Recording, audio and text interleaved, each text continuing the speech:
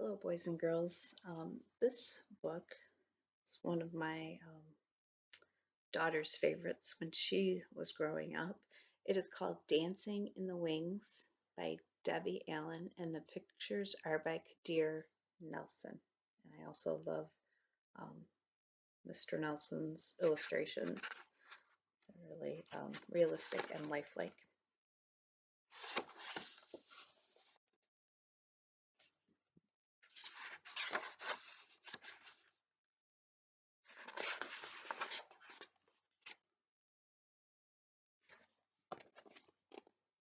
The pictures. I love the picture of her as a little girl. Ever since I was born and could see, everywhere I looked, I saw a dance. In the clouds, as the wind blew them across the sky, in the ripples on a pond, even in the sea of ants marching up and down their hills. Dance was all around me. Dance was me. My mom calls me Sassy because I like to put my hands on my hips and because I always have something to say. Well, if you had feet as big as mine, you'd understand why. You can see the dancers in the clouds on the picture from when she's little.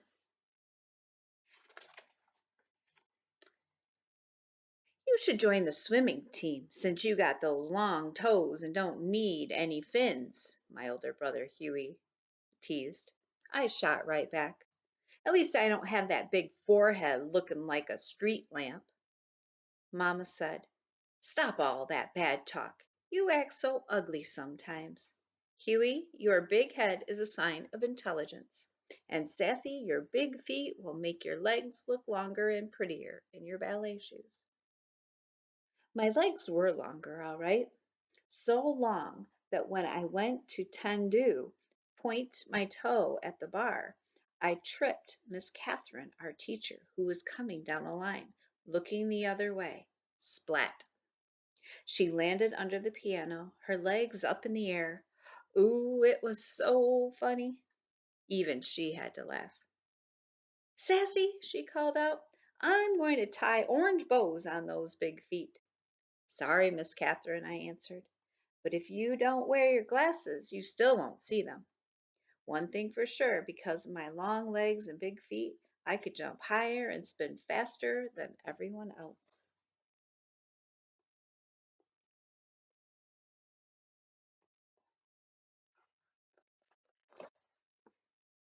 I was taller than the rest of the kids at school, even the boys. At our recitals, all the other girls got to dance solos and duets and wear pretty tutus. I was too big for the boys to pick up and too tall to be in line with the other girls, so I watched from backstage, dancing in the wings, hoping that if I just kept dancing and trying, it would be my turn to dance in the spotlight. The wings are the side of the stage, so she's dancing backstage.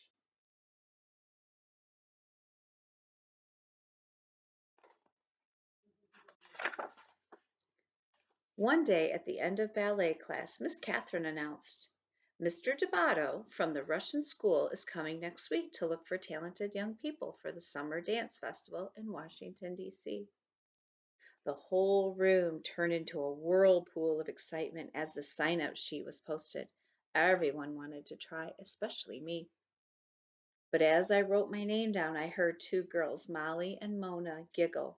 Mona said, Oh, please, she'll never make it. They said talent, not Tyrannosaurus. My heart seemed to stand still. For once I had nothing to say.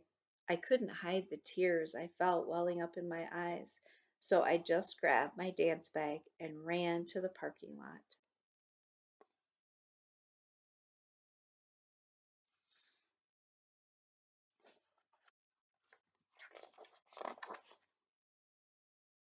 I heard a familiar honk and turned to see my Uncle Red in his bright green pickup truck. Uncle Red had the whitest, tight, curly hair, smelled of cigars, and every day wore something red. A tie, a hat, a shirt, socks, maybe even his shoestrings, just something red. Why, of All the days did Mom have to send him to pick me up? Why today? I was not in the mood for his jokes or stories, but I quickly tried to dry my eyes and smile. I got a good one for you today, Sassy. What did the banana say to the monkey? Split! Ha ha ha ha! Get it? Split, banana, split. I started to cry. Sassy, what's wrong? He asked. I told him what had happened. I'm just so much taller than the other dancers, Uncle Red. Sassy, he said, you gotta look at that as a gift. Being tall means you can see all around, so you can always find the right path to take. No, I said, it means I stick out like a big acne bump on someone's nose. I'll never get to dance. It's a waste of time to go to that audition. Listen, gal, said Uncle Red, if I was as tall and pretty as you, I wouldn't need to wear red so people know it's me coming and going. All you gotta do to make your mark on the world is walk into a room.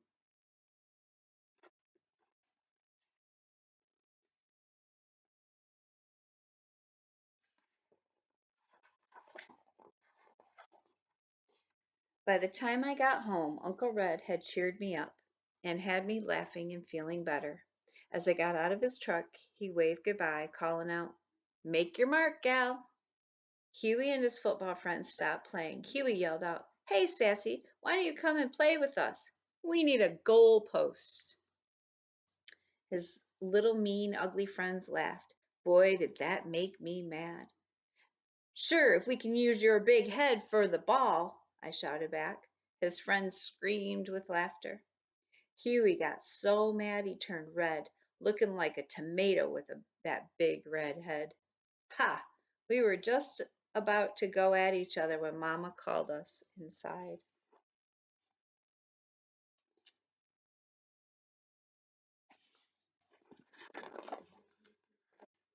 Late that night, I lay awake, staring out my window and thinking about Uncle Red's words. I could see myself dancing on the Milky Way, swirling like a twinkling shooting star. Next thing I knew, I was talking to myself out loud. I'm going to that audition, big feet and all.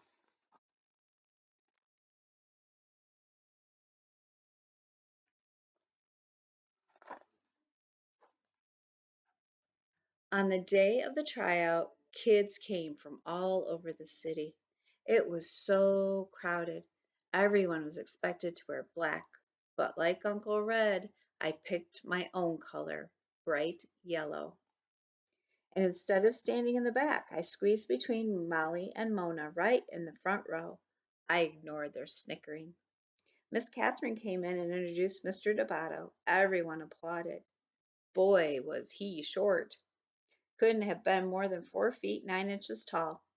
He started walking down the rows, pacing back and forth, just looking at us.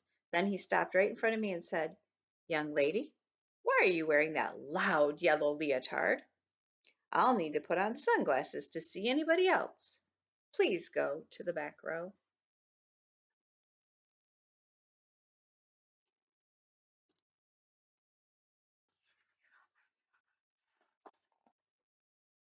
Molly whispered, see ya, wouldn't want to be ya. At least he noticed me, I snapped. I put my hands on my hips, walked to the back, and walked to the back. The first round of the audition was center floor exercises. Mr. Debato walked around, prodding and poking, making corrections. He stopped once and looked right at me, but didn't say a thing. I held my breath as he dismissed almost half of the kids after the first round, but not me.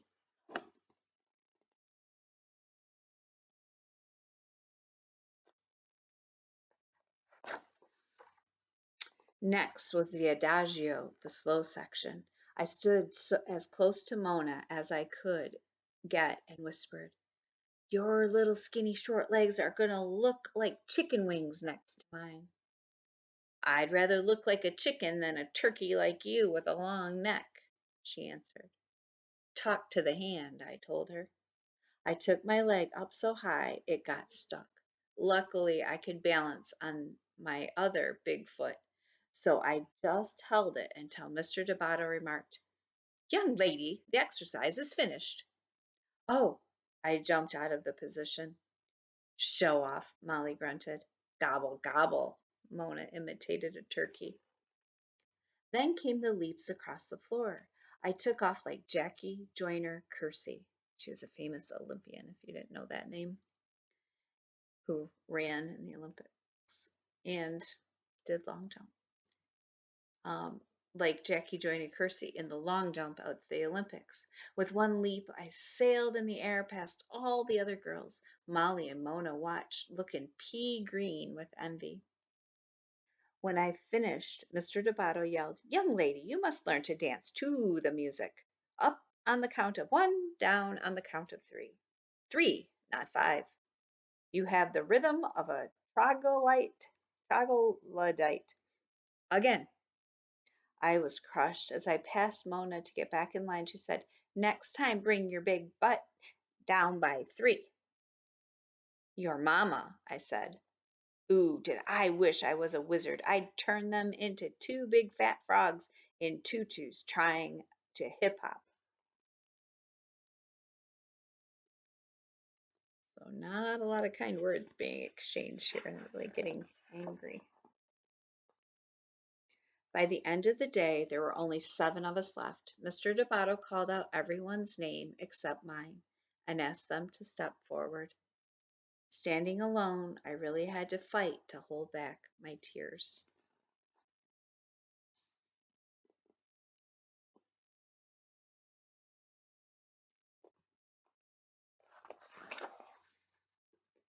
Then I heard him say, "Thank you all for coming today. Keep working, keep trying. You are dismissed." Mr. Debato said to me, "Sassy, you have a great deal of potential. You have beautiful long arms and legs, but you flail about with no control. You must learn to use your feet better and timing. We have a lot of work to do when you come to Washington this summer. But please, please leave that loud yellow leotard at home. All you need to do to be noticed is to walk into a room." Dismissed. He walked out. Jumping and shouting, I ran to the parking lot. "I made it! I made it, Mama! I made it!" Guess who was there to pick me up? Mama, Uncle Red, Huey, and half his football team, piled in the back of the green pickup truck on their way to a game. Everybody was so proud of me, even Huey. "You go, Miss Bigfoot." "Thank you, Mr. Bighead," I said. We all laughed.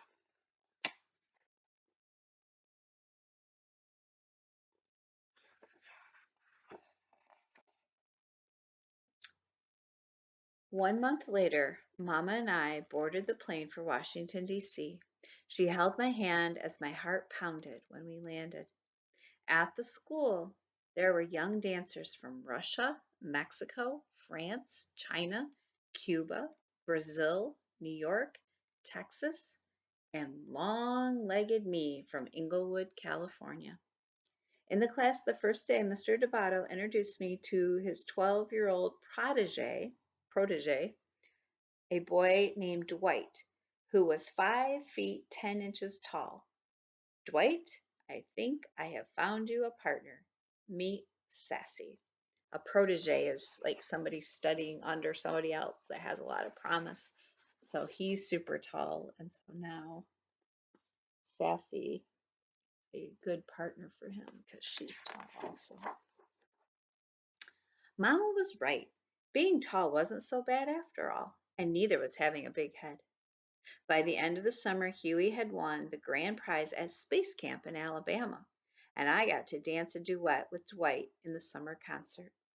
When Dwight lifted me high in the air, I felt like I was dancing on the Milky Way, me and my big feet, making my mark on the world. To make your mark on the world is to show your talents. And there she is. So think about the message of this book And what do you think Debbie Allen wanted you to take away from this today? Um, I hope you keep dancing, keep finding joy in each day until we see each other again.